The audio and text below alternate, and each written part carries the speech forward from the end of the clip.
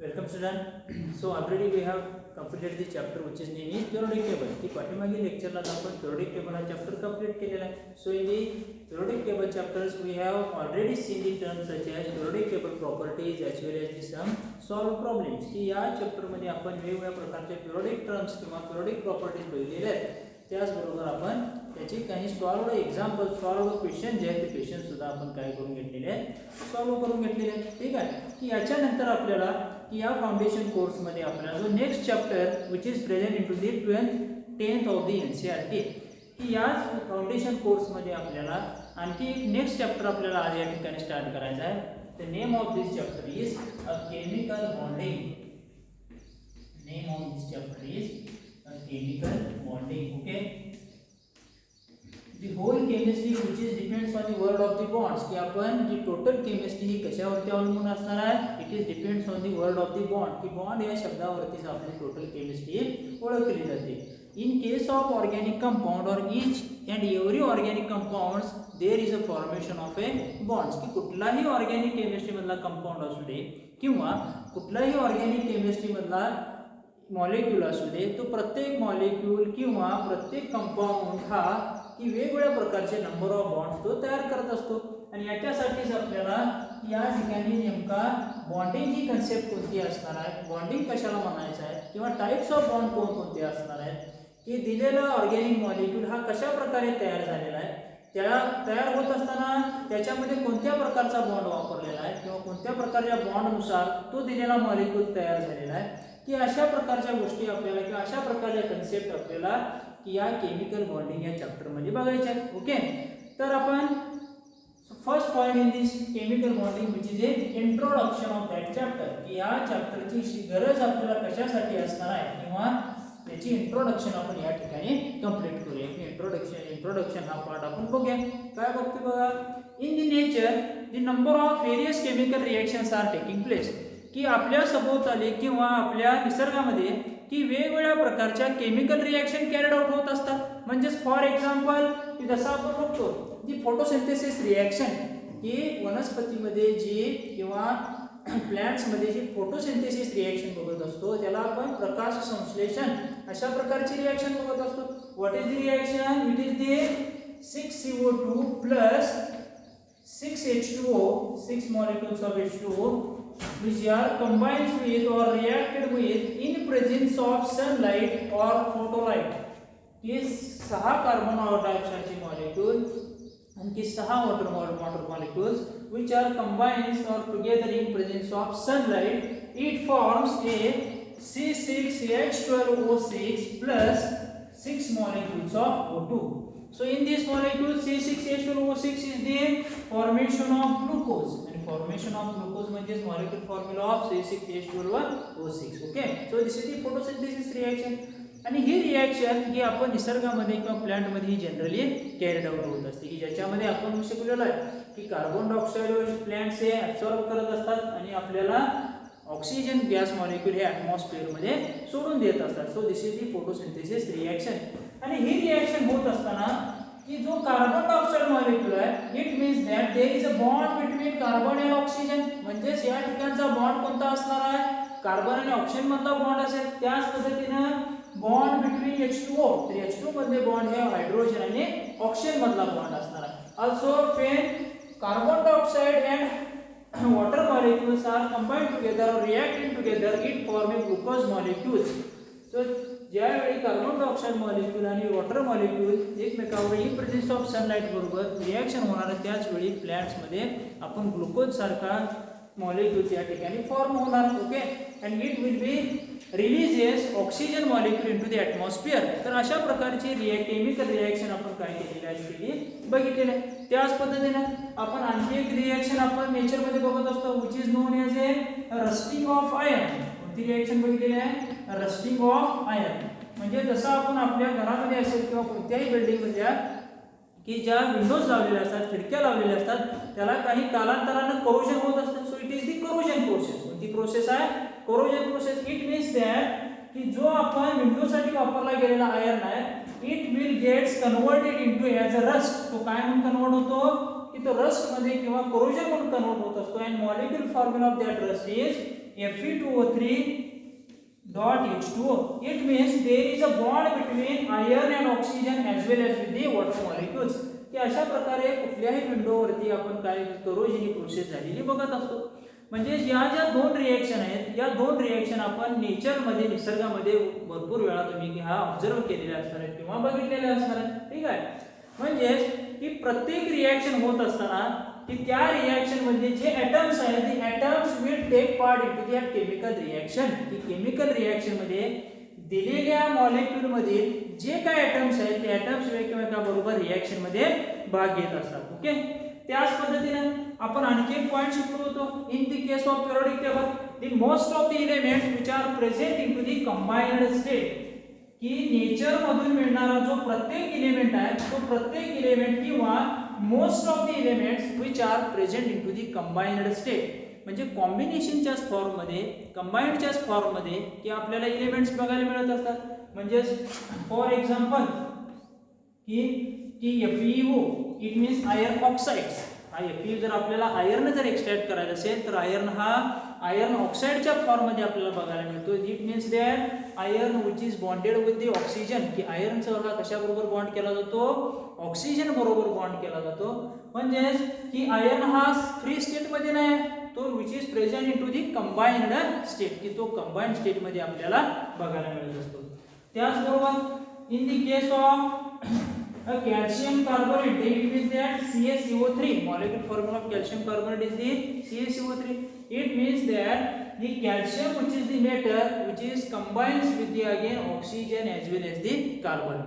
ज्यावेळी कॅल्शियम आपण earth crust मधून एक्सट्रॅक्ट करत असतो त्यावेळी कॅल्शियम हा कार्बोनेट बरोबर CO3 बरोबर तो कंबाईन मध्ये असणार कंबाइंड स्टेट मध्येच आपल्याला बघायला मिळत असतात. मग याच्यावरून आपण सेंटेन्स काय म्हणतो की most of the elements which are present into the combined state. की जवळपास की पिरियोडिक टेबल मध्ये जी बहुतांश एलिमेंट आहेत ती बहुतांश एलिमेंट ही आपल्याला कंबाइंड स्टेटच्या फॉर्म मध्येच मिळत असतात.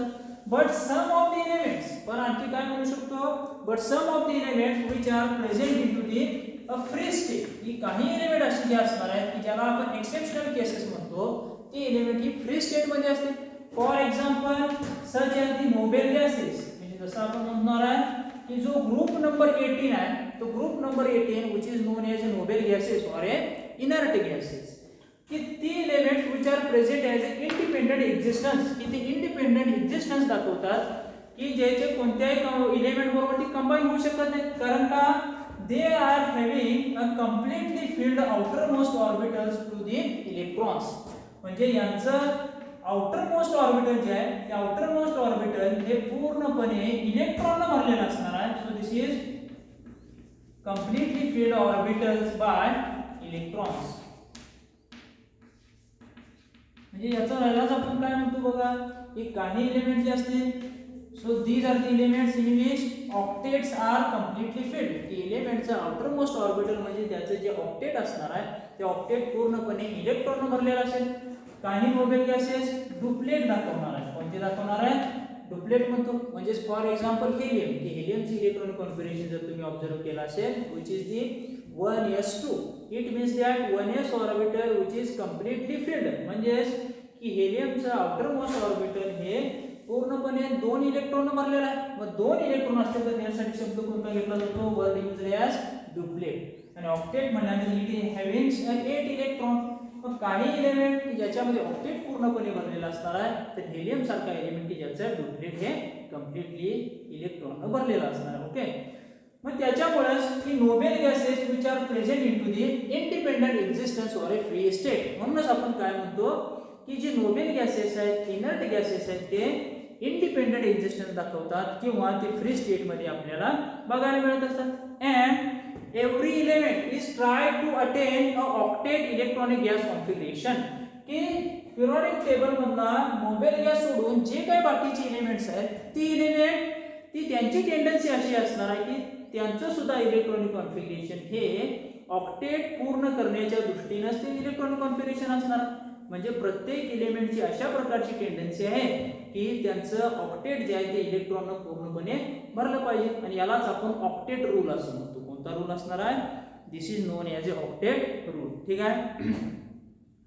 The elements having a tendency to outermost or octet by the filling of electron is known as octet rule. आणि यालाच आपण octet rule म्हणत असतो. मात्र हे octet भरत असताना so this filling of this octet by these elements there is a formation of bond formation process. त्या ठिकाणी तयार केली जाणारी किंवा त्या ठिकाणी होणारी प्रोसेस कोणती असते? बॉन्ड फॉर्मेशन प्रोसेस असते.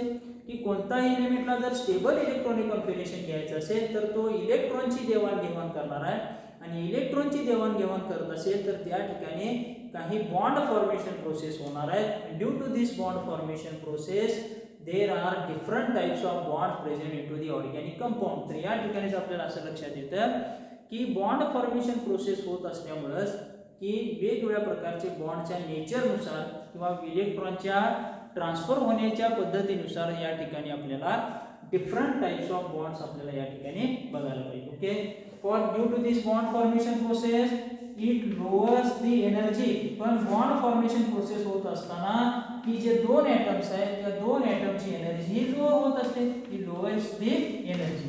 कारण का बघा की एनर्जी लोअर झाल्याशिवाय दिलेला मॉलिक्युल हा मोर स्टेबल होऊ शकत नाही. काय होऊ शकत नाही? More stable. म्हणजे bond formation process in which decrease in energy of the system की सिस्टीमची एनर्जी त्या ठिकाणी डिक्रीज होणार आहे. Due to this lower energy state is the more stable state. आणि जी ज्या स्टेटची एनर्जी लोअर असते ती स्टेट आपल्याला काय असते की मोर स्टेबल असणार आहे. ओके.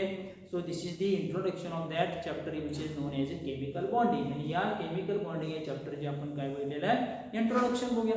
तर याच ठिकाणी आपला जो फर्स्ट पॉईंट आपल्याला स्टार्ट करायचा आहे which is a types of bond.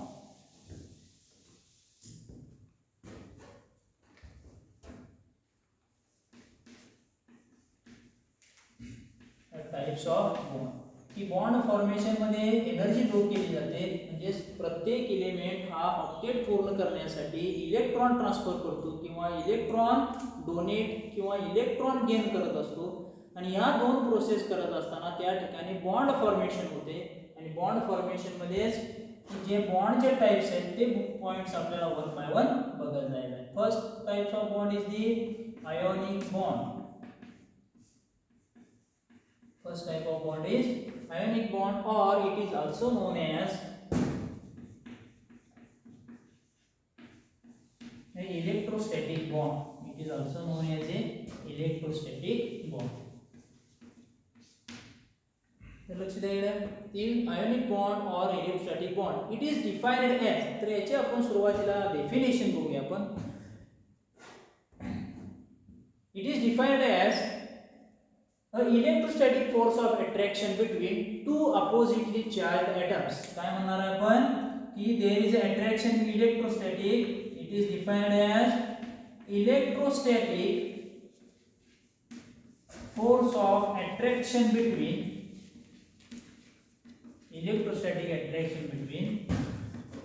two oppositely charged ions. Oppositely charged ions. की दोन वेगवेगळ्या अपोजिटली चार्ज आयन मध्ये जो इलेक्ट्रोस्टॅटिक फोर्स ऑफ अट्रॅक्शन जो बॉन्ड तयार होईल त्या बॉन्डलाच आपण आयोनिक बॉन्ड किंवा इलेक्ट्रोस्टॅटिक बॉन्ड असं म्हणत असतो. तर आता हा जो आयोनिक बॉन्ड आहे त्याचं कन्सेप्ट कशा प्रकारे असणार आहे, त्याचं नेचर कशा प्रकारचं असणार आहे हे आपण समजून घेत जाऊया. तर डेफिनेशन काय आहे?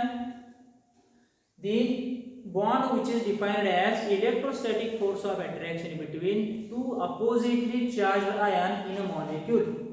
Oppositely charged ion in a molecule. ठीक है. So this is the definition of first type of bond, ionic bond. Okay. की याच्यानंतर आपल्याला पण आयोनिक बॉन्ड नेमका कोणत्या दोन ॲटम मध्ये तयार होत असतो ते बघू. These are the two atoms having much more electronegativity difference between these two atoms. पण हा आयोनिक बॉन्ड अशा प्रकारच्या दोन ॲटम मध्ये तयार होणार आहे की त्या दोन्ही ॲटम मध्ये इलेक्ट्रोनेगेटिव्हिटी डिफरन्स हा मोर असणार आहे, लार्ज असणार आहे. कारण का बघा आपण इलेक्ट्रोनेगेटिव्हिटीची डेफिनेशन बघितलेली आहे. काय डेफिनेशन आहे? It is the tendency of an atom to pull the shared pair of electron in a molecule. म्हणजे की जर दोन ॲटम पैकी एका ॲटम कडे बॉन्डेड इलेक्ट्रॉन पेअर स्वतःकडे खेचून घेण्याची जी पॉवर आहे त्या पॉवरला आपण त्याची इलेक्ट्रोनेगेटिव्हिटी असं म्हणत असतो. काय म्हणत असतो? इलेक्ट्रोनेगेटिव्हिटी. म्हणजेच काय म्हणणार आहे बघा की जे दोन ॲटम असतील, फॉर एक्झाम्पल ॲटम ए आणि atom B, there is a bond between A and B. So out of these two atoms, B atom having more electronegativity, की A आणि B या दोन्ही ॲटम पैकी B ची इलेक्ट्रोनेगेटिव्हिटी मोर आहे. It means that की bonded electron pair which are having tendency to pull the electron towards the B. म्हणजेच B हा काय करेल? बॉन्डेड इलेक्ट्रॉन पेअर स्वतःकडे खेचून घेईल. म्हणजेच की या B न बॉन्डेड इलेक्ट्रॉन पेअर स्वतःकडे खेचून घेतल्यामुळे this B atom acquires a partial negative charge. त्याच्यामुळे B atom वरती चार्ज कोणता एक्वायर होतो? Partial negative. कारण का की B atom ने जर इलेक्ट्रॉन पेअर स्वतःकडे खेचून घेतली म्हणजेच या B atom वरती इलेक्ट्रॉन डेन्सिटी वाढणार. काय वाढते? इलेक्ट्रॉन डेन्सिटी वाढते.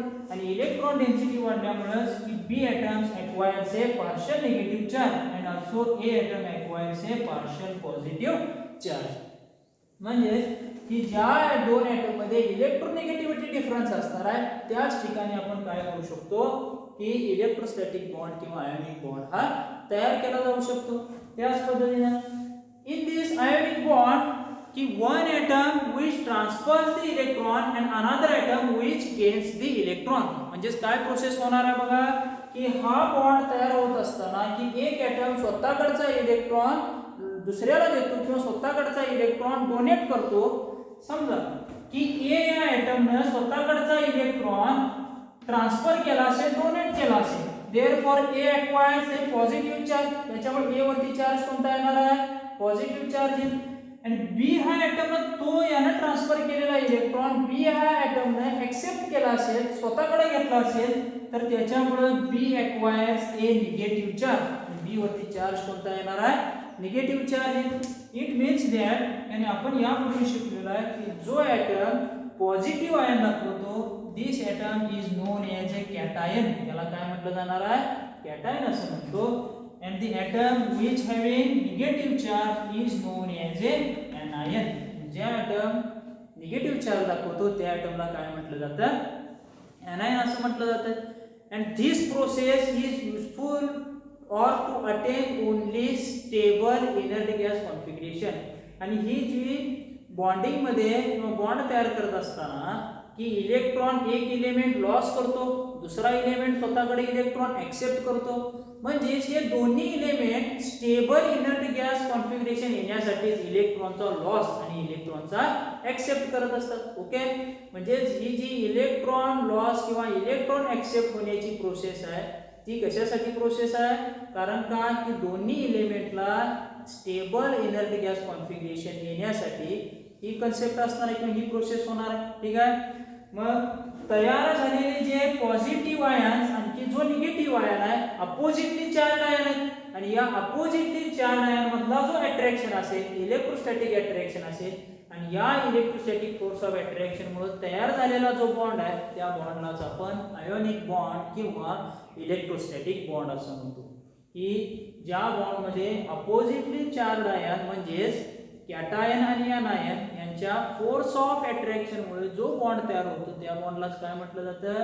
इलेक्ट्रोस्टॅटिक बॉन्ड किंवा आयोनिक बॉन्ड असं म्हणणार. Okay. and this bond which is formed between metals and non metal की आयोनिक बॉन्ड हा तयार होत असताना की एक मेटल असायला पाहिजे आणि दुसरा काय असायला पाहिजे? Metal and non metal. या दोन्ही मध्ये तो आयोनिक बॉन्ड हा तयार होणार. So this is the condition किंवा याला आपण काय म्हणूया? कंडिशन. तर आपण एक एक्झाम्पल म्हणून formation of NaCl. Formation of NaCl compound. Okay. In this Na means it is the alkali metal. Sodium हा कोणता मेटल आहे? ग्रुप फर्स्ट मधला जो मेटल आहे आणि ग्रुप फर्स्ट मधले सगळे मेटल हे अल्कली मेटल म्हणत असतो. म्हणजे सोडियम हा मेटल झाला. क्लोरीन हा हॅलोजन ॲटम आहे ग्रुप नंबर 17. ओके. हे क्लोरीन हा हॅलोजन ॲटम आहे आणि इट इज नॉन मेटल. तो त्याचं नेचर हे कोणता आहे? Non metal. आपण पिरियोडिक टेबल शिकत असतानाच बघितलंय की chlorine which is the halogen atom present on the right hand side of the periodic table. तो पिरियोडिक टेबलच्या राईट हँड साइडला दाखवला जातो आणि most of the right hand साइडला दाखवलेले जे एलिमेंट आहेत ते नॉन मेटॅलिक नेचर आहे. त्याचं नेचर कुठलं आहे? नॉन मेटॅलिक नेचर आहे. म्हणजेच Na हा मेटॅलिक नेचर दाखवतो आणि क्लोरीन हा नॉन मेटॅलिक नेचर दाखवतो. ओके, तर याच्यामध्ये ऍक्च्युली आयोनिक बॉन्ड कशा प्रकारे तयार झालाय तो आपण बघू. सोडियम हॅविंग ॲटॉमिक नंबर 11 की सोडियमचा ॲटॉमिक नंबर किती आहे? 11 असा. It's having electronic configuration 1s2 2s2 2p6 and 3s1. आणखी काय मिळालं आपल्याला? 3s1. ओके, की याच्या जवळचा सोडियमच्या जवळचा असणारा इनर्ट गॅस कोणता? निऑन असा. कोणता आहे तो? निऑन. निऑनचे इलेक्ट्रॉनिक ॲटॉमिक नंबर 10 असा. त्याचे electronic configuration 1s2 2s2 2p6. कारण तो स्टेबल आहे. कोणता आहे तो? स्टेबल.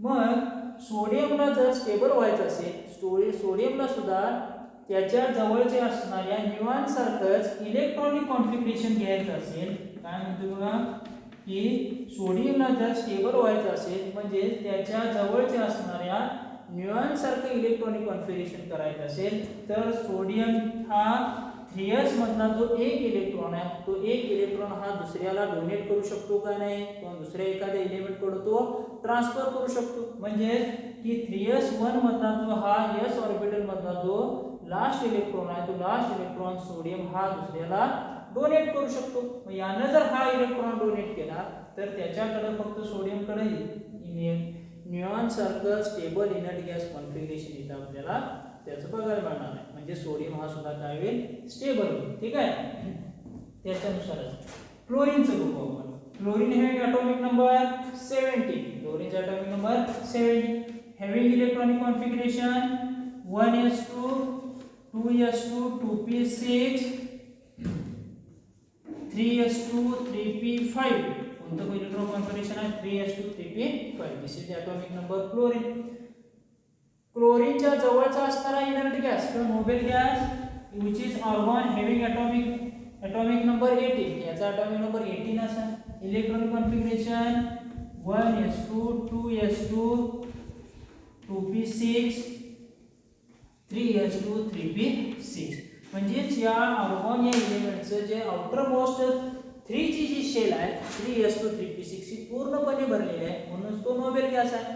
आणि या क्लोरीनला जर स्टेबल व्हायचं असेल तर क्लोरीनला च्या 3s मध्ये 3s2 आणि 3p5 असेल. मग जर 3p जर शेल क्लोरीनची पूर्णपणे भरायची असेल तर क्लोरीनला एका इलेक्ट्रॉनची फक्त गरज आहे. म्हणजे क्लोरीनचे ऑक्टेट कधी पूर्ण होऊ शकतं की क्लोरीन ज्यावेळी एक इलेक्ट्रॉन स्वतःकडे ऍक्सेप्ट करेल, गेन करेल, त्याच वेळी क्लोरीनचे इलेक्ट्रॉनिक कॉन्फिगरेशन हे 3p6 असं होईल आणि तो स्टेबल होणार आहे. ओके, म्हणजे क्लोरीनचं काय फंक्शन आहे? It gains the electron or it accept the electron. Electron accept करण्याचं काम हा क्लोरीन करेल. त्याच पद्धतीने सोडियम हा कधी स्टेबल होणार आहे की bye loss of 1 electron in 3s orbital. की हा जो 3s ऑर्बिटल मधला एक इलेक्ट्रॉन लॉस करणार आहे त्याच वेळी सोडियम हा स्टेबल होऊ शकतो. म्हणजे सोडियम हा इलेक्ट्रॉन लॉस केल्यानंतर स्टेबल होतो किंवा इलेक्ट्रॉन डोनेट केल्यानंतर स्टेबल होतो.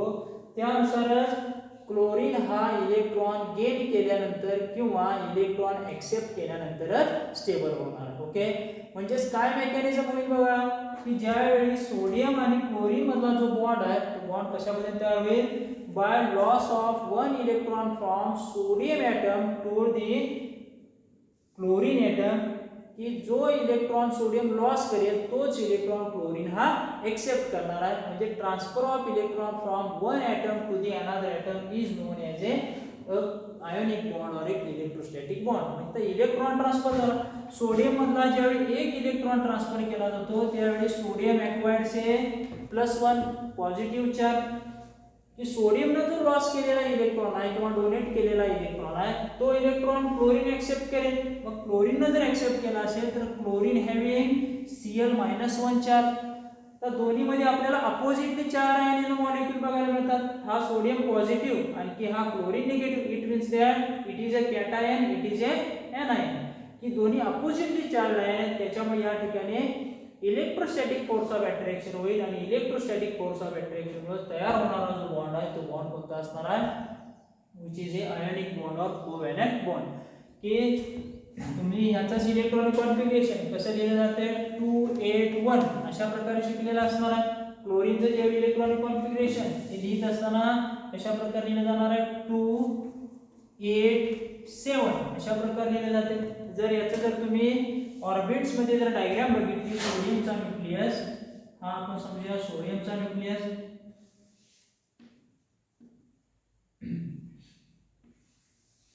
So these are the circular orbits present on the nucleus. की सोडियमच्या ज्या न्यूक्लियस आहे त्याच्यामध्ये दुसऱ्या शेल मध्ये आपण 8 इलेक्ट्रॉन फिलअप करतोय आणि जो थर्ड आपण जे शेल बघतो this third shell having 21 electron. So this is the sodium nucleus. Also in case of a chlorine nucleus it having first 2 electron then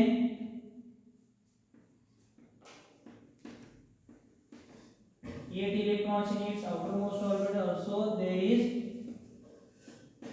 a 7 electron in its last orbital. That means that there is a electron 1 transfer from sodium to chlorine म्हणजे एक electron sodium कडून chlorine कडे transfer केला जाणार आहे. त्यावेळी sodium कडून electron transfer केल्यामुळे sodium having +1 charge and chlorine having Cl -1 charge and this oppositely charged ion having electrostatic force of attraction to form an ionic bond or a covalent bond. याला काय म्हटलं जातं ionic bond आणि covalent bond असं म्हटलं. Okay so this is the example of ionic bond or covalent bond. Also की याच्यावरून आपण काय ठरवतो बघा की सोडियम हॅविंग इलेक्ट्रोव्हॅलेन्सी +1 सोडियमची इलेक्ट्रोव्हॅलेन्सी +1 अशी आहे and chlorine having electrovalency -1. It means that electrovalency is the elements in which loss of electrons or gain of electrons to attain a stable electronic configuration. म्हणजे कुठलाही एलिमेंट स्टेबल इलेक्ट्रॉनिक कॉन्फिगरेशन येण्यासाठी की किती number of electron loss करतो किंवा किती number of electron accept करतो ही ती त्या एलिमेंटची इलेक्ट्रोव्हॅलेन्सी असते किंवा valency of an that element. आपण व्हॅलेन्सी ऑफ एन एलिमेंट साठी सुद्धा दोन फॉर्म्युले बघितले होते. एक म्हणजे की valency of an element is equal to the outer most number of electron but when number of electrons will be 1 to 4. हा एक फॉर्म्युला बघितला होता. त्याचप्रमाणे आणखी एक बघितला होता की valency of an element is equal to 8 minus number of valence electron. पण हा फॉर्म्युला फक्त कधी वापरणार आहे the number of valence electrons will be more than 4. की अशा प्रकारे तुम्ही आपण कुठल्याही एलिमेंटची व्हॅलेन्सी सुद्धा फाइंड आउट करू शकत होता. Okay so this is the ionic bond and covalent bond. So this another point is the energy is involved in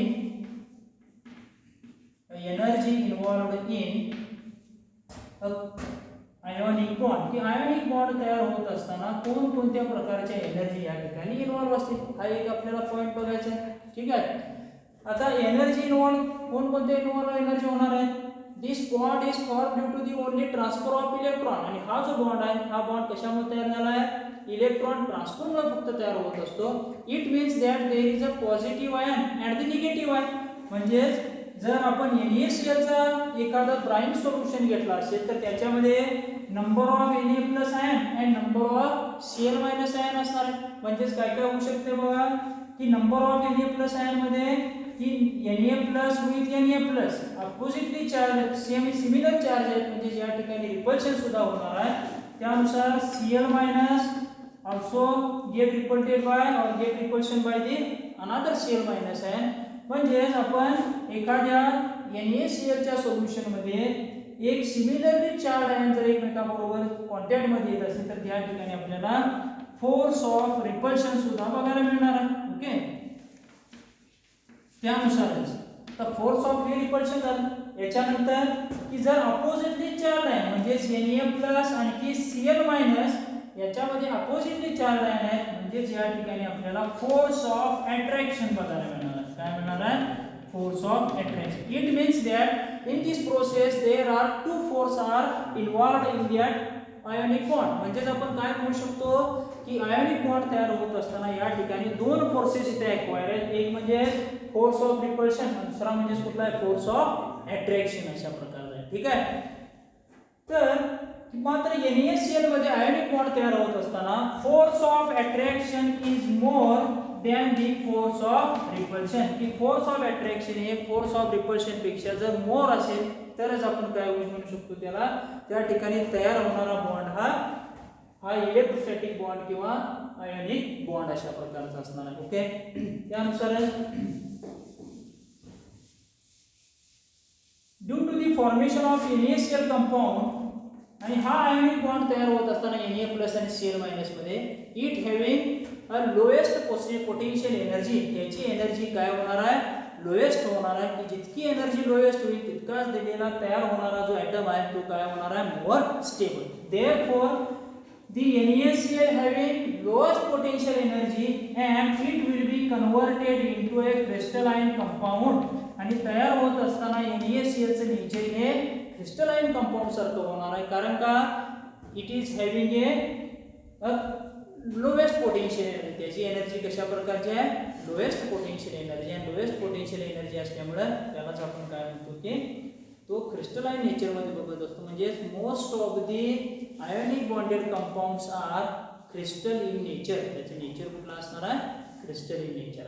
okay, so this is the so in this lecture we can complete the ionic bond or electrostatic first type of the bond.